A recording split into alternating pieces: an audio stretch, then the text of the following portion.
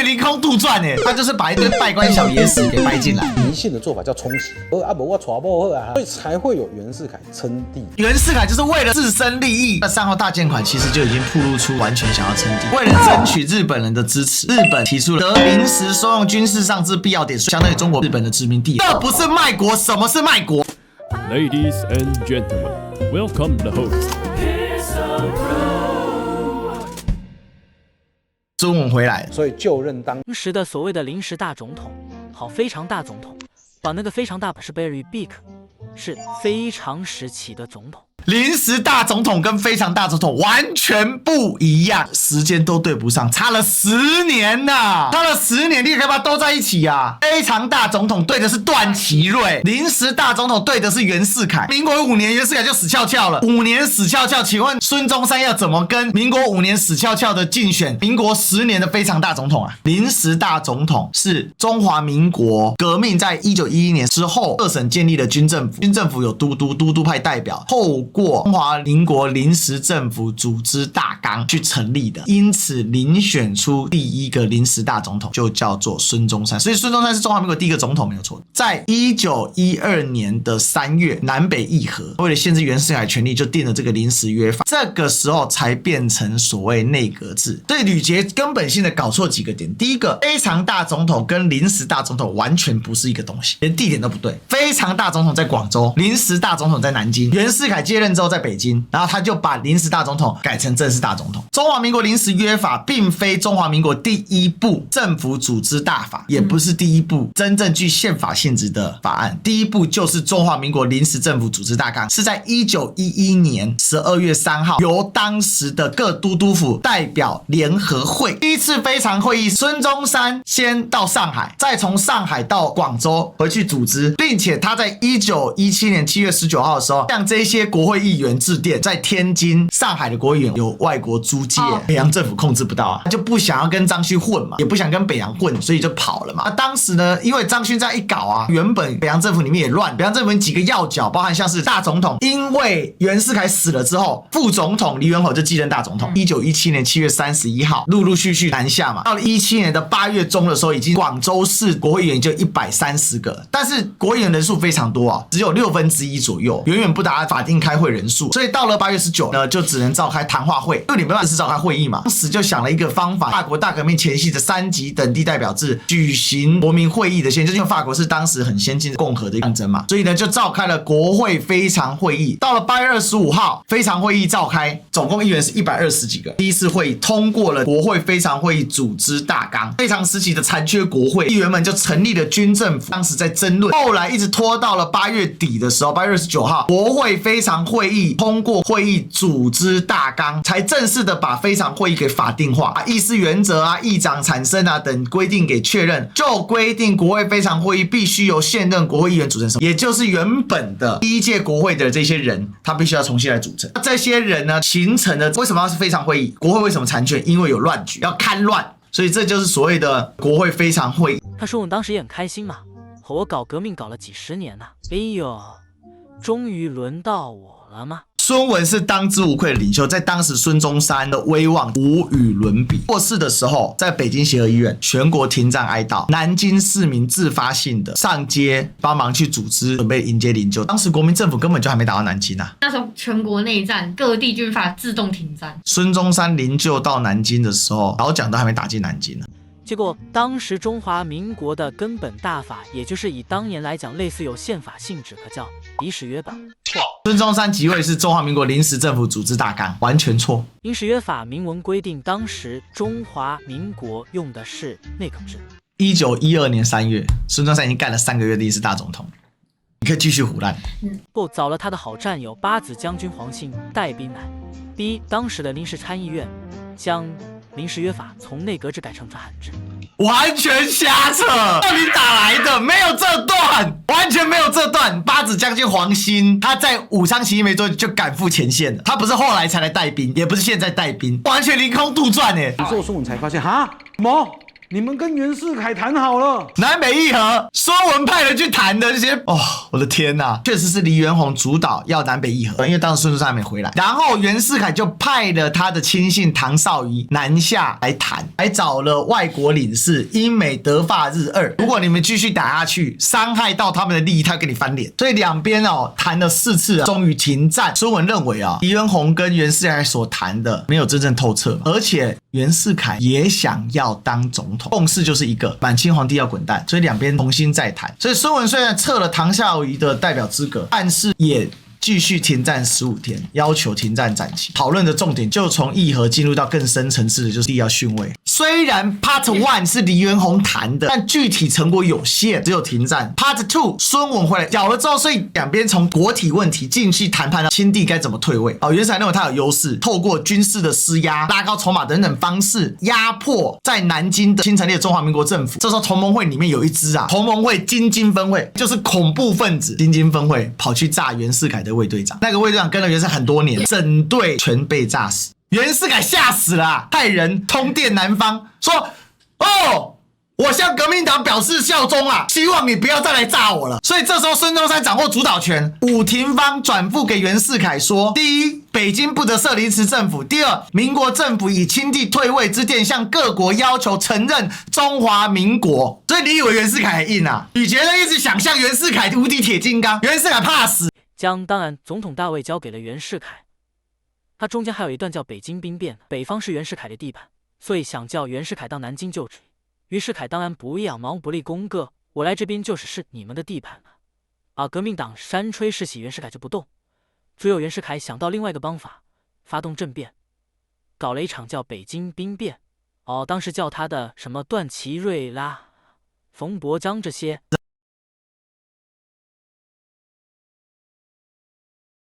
在北京發動一場政变。我說啊，這個北方啊還不安寧。好，如果我們要建立一個所謂的民主共和國，我們先把這根經驗，只有步步對讓你給他在北京就位。他就位之後嘞，袁世凱他發現我立革次我當總統好像沒什麼用，所以後來嘞就廢棄了所謂的臨時約法，改定新約法。新約法是袁世凱為自己量身打造，正式名稱叫中華民國約法，但實際上就是新約法，要叫袁濟約法。那這個制定呢，來鞏固自己的權力，擴大個人的權力，並且把國民黨相關的清除出權力核心。那這個牽扯到中華民國的總統任期，因為呢，最早中華民國總統任期一屆是5年，連選得連任一屆可以當15年。但袁世凱的新約法規定呢，中華民國總統的任期嘞改成10年，而連選得連任無限次數。當時搞了一個善後大借款嘛，未經參議院同意，把鹽稅、海關稅抵押，借款達到2500萬鎊，年息5厘，分47年償還。表面上是要解決國庫空虛問題，那事實上就是要袁世凱要中飽私來養自己的軍隊。更可惡的地方是把鹽務也給交給外人辦了，國家的主權都讓渡出去。善後大借款本身已經是喪權辱國。那當然，善後大借款早在清帝退位的時候，袁世凱就任第2任臨時大總統，他就已經開始在想辦法錢給hold進來，搞了當時最屌的幾間銀行，各國都各找一間，把各國都拉進來，形成利益結構。下商的就是英國匯豐銀行、法國法蘭西銀行、德國德華銀行跟俄國俄亞銀行，美國銀行也加入。但是到了隔年的1913年的時候，威爾遜上台，所以就退出了。認為說銀行團這樣搞的話，相當於大家就各自綁定份額，各大國家就透過他們的銀行，光吃利息就鎖死的在中國的利益嘛。退出之後，善後大借款就出現破口。那另外呢，孫跟袁之間又因為宋教仁案爆發，徹底的決裂，2次革命嘛。但是這個是已經到了1913年的3月了，所以你說袁世凱這個人，他在善後大借款裡面的表現，就是我只要錢，他不在乎一切。孫中山的提醒他完全不管嘛。對啊，孫文暗殺宋教仁鬼扯，那個時間點暗殺宋教仁極其合理。宋教仁主張內閣制，宋教仁勢必成為總理，袁世凱總統別幹了。借款事情鬧得沸沸揚揚，借着這個宋教仁風暴就亂了嘛。利息5息啊，實際借到只有不到2100萬英鎊，又把各種欠各國到期的借款全部再還掉，又扣掉570萬鎊，賠償各國因中國革命的損失，再賠掉200萬鎊，還有贖回各省5國之舊債287萬鎊，各省軍隊遣散費，袁世凱想要獨裁嘛，又花了300萬鎊，實際到手只剩下40%，還得分47年把鹽稅都給抵出去了，那用關稅做擔保，在當時的社會，整個中國社會全員抓狂沸騰，袁世凱聲望大跌啊，尤其國民黨的強烈抵制，國會拒絕審查，所以不要再跟我鬼扯什麼袁世凱有什麼救國之心，鬼扯完全沒有，暴露了袁世凱的野心。他為什麼敢這樣提無限連任？因為他搞善後大借款，這就是他的底氣嘛。他不惜把中國的主權都讓渡出去，他不惜為了鬥爭聯合洋人來壓制中國內部不同的軍閥。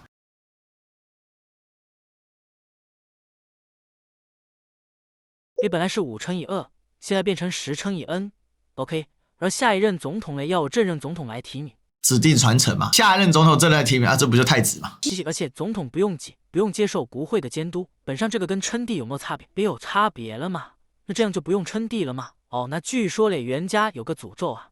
哦，而且袁家的人都活不過這59歲還是69歲，反正他們就有個詛咒。好，那在這個詛咒當下，袁世凱年紀快到那個坎了。他中國傳統嘞有一種很迷信的做法叫沖洗啊，老婆啊行忒薄，阿伯我娶不好啊，哦啊老婆啊行忒個不好，阿伯我娶誰一啊，哦，基本上是一種治匪的方法了，但號稱叫沖洗，那怎麼辦？他就稱帝，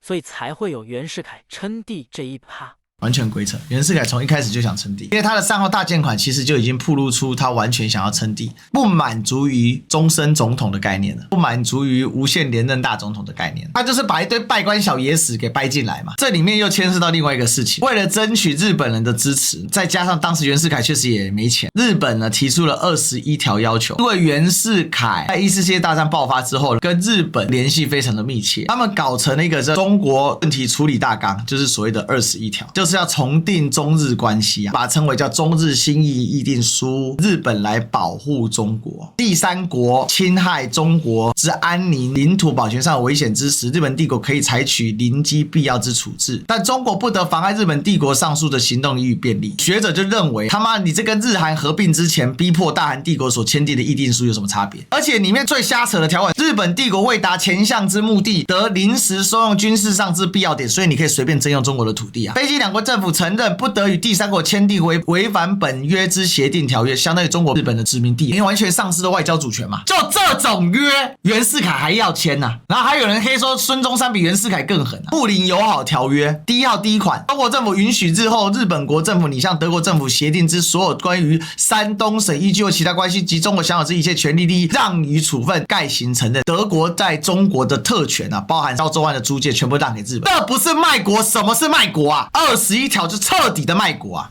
袁世凱就是為了自身利益瘋狂賣國嘛，在中國中央政府需聘用有利之日本人，充為政治、財政、軍事等顧問。袁世凱當年去朝鮮就玩這套啊，你現在讓日本來跟你玩這套，需要日本政府支持他稱帝，因為當時日本在東亞的發展一帆風順，所以什麼袁世凱為了沖洗才有稱帝這一趴。那當然，他的洪憲帝制沒有很久嘛，好，當時有請願團嘛，什麼的，好，希望袁大總統可以稱帝，好，帶領我們的國家繼續往前進。好，然後把中華民國改成中華帝國，好，改元洪憲，所以叫洪憲元年嘛。比如段缺不是他的人嗎？不是那養的嗎？攻擊了米台蓋干單嘛。如果有任期限制，你來，我都機會嘛，都龍告過啊嘛，我得扣在一起嘞。你古有那麼旁牙弄力娘啊，我們的挪損。所以當時段祺瑞等人開始野反袁。這裡講的不是很正確，就是因為袁世凱想要規劃旁體，而且更糟糕的是袁世凱跟母家囝袁克定，他專門去搞了一套報紙，然後每天做假新聞給他爸，然後讓他爸相信外面都支持他的人，然後去找了那個楊度去搞一個籌安會，每天在北京收留一大堆窮鬼，他們敲鑼打鼓，袁氏當皇，吾皇萬歲。在那一段時間裡面呢，袁世凱一稱帝的時候嘞，發現第一個反他的，以前課本都寫護國軍嘛。跑蔡鍔那些人嘛，事實上最早反他的是誰？是段祺瑞。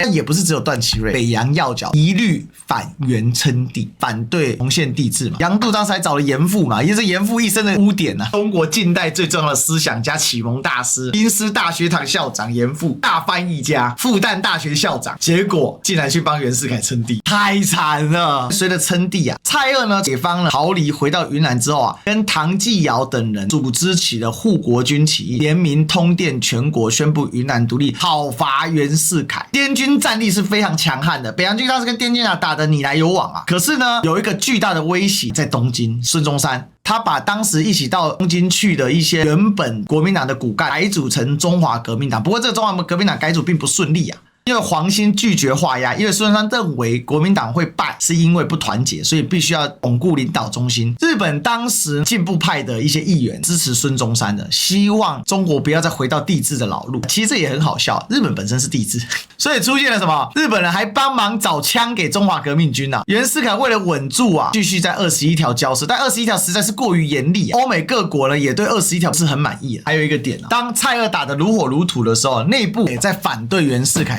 因為梁啟超先去勸了段祺瑞，所以段祺瑞呢就去勸袁世凱退位。1915年12月12號宣布稱帝，到1916年3月22號結束稱帝，這個鬧劇就結束了。呂捷講到說，段祺瑞是第一個反對的，段祺瑞是用請假的方式婉拒，因為當時段祺瑞在北洋集團裡面是僅次於袁世凱的存在。帝制最後取消了，也是北洋軍閥內部的產生，因為最後馮國璋呢招了5將軍哦，聯合江西、江蘇、浙江、山東、湖南等省將軍發出密電，在1916年3月19號，袁世凱最終取消了帝制。所以，但其實對於歷史進程的敘述是錯誤的。段祺瑞最早開始反袁，他不是直接說我反對，而是我不幹。那另外一個就是徐世昌，當年12月的時候也不幹。那因為徐世昌長期是袁世凱非常重要的一個骨幹，北洋三傑，比起蔡鍔，段祺瑞是更早就開始擺爛，因為段祺瑞知道袁世凱要搞帝制的時候，他就擺爛了。對比起來，蔡鍔是直接發動這個起義是不一樣的。段祺瑞的反袁更像是一種軟性的抵抗，真正到了最後不行，其實是馮國璋跳出來搞了5將軍密電嘛。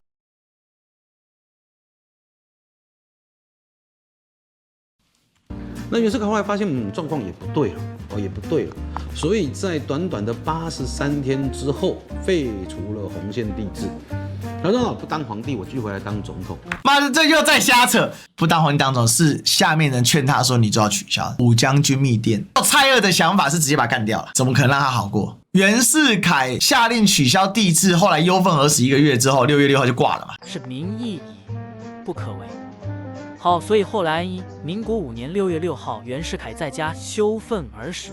好，什麼叫羞憤而死？翻譯成白話，你就電笑戲了。那結束了短短的帝制。那民國初年總共有2次帝制，一次是民国5年的洪憲帝制，另外一次是民國9年的张勳復辟。好，推補一重新復辟，那一次83天，一次12天，前後加起來總共95天。這也證明了一件事情，就是帝制在中國一去不復返。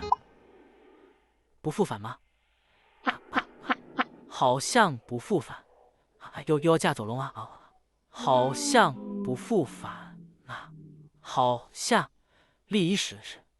種族是相似的，令人驚訝。他偷襲習近平啊！但是這代表充分見證一件事情，好像不復返也是錯，因為後來沒多久啊，日本人呢在2戰期間就搞了一個帝制，滿洲國皇帝，所以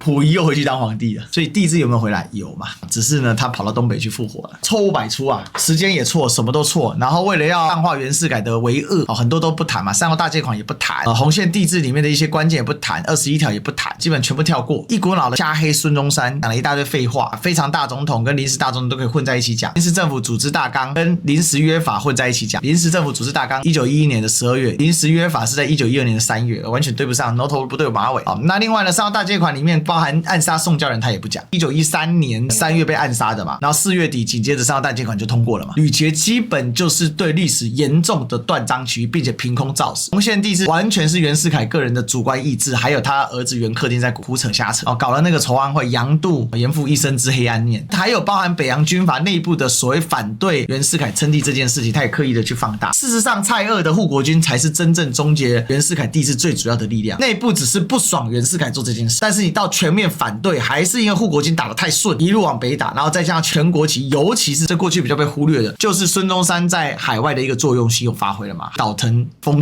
向一吹，大家就起來了。中華革命黨到處搞事，把這些海軍軍艦給策反，這個對於袁世凱其實是挺傷的。當時袁世凱要打南方，他要渡長江，當時長江上沒有一條，長江上第一條橋是新中國建立才架設的。袁世凱能力強，但他沒有中心思想啊，他只想自己得利啊。孫中山能力很強，他有中心思想，所以在很多時候他很受挫。他想的是有沒有辦法讓各國提前承認中華民國，掌握整個主導權。但是沒辦法嘛，為了要捧袁世凱，而只能對歷史做出如此扭曲刪減啊，完全沒有任何歷史專業。